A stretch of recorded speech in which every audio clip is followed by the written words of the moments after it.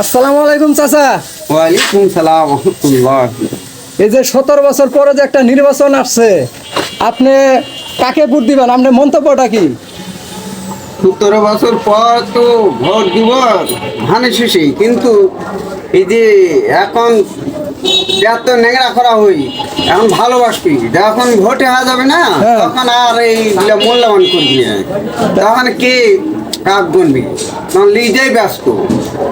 আর গরিব কিন্তু মানুষের তখন পাঁচতলে করবি, খুঁজেই লিবি না। তো একবার চার্জ দিয়ে দেখেন সে কি করে দেশের জন্য। একবার তো কয়বার দিলাম, ওই একই যে সরকারি আসুক একই বিষয়। কোন সরকার গরিবের দিকে না, নেতার সাথে নেতার মিল, টাকা পয়সা হালাত দিতে পারবি, নিতে পারবি, আর গরিব মানুষের খাওয়া ফারে দিতে পারবি না। তাই না? এই হচ্ছে বাংলাদেশের নীতি। আচ্ছা ঠিক আছে চাচা, আসসালামু আলাইকুম, ভালো থাকেন। ওয়ালাইকুম সালাম। মনে কিছু লিয়েন না। না না, ঠিক আছে।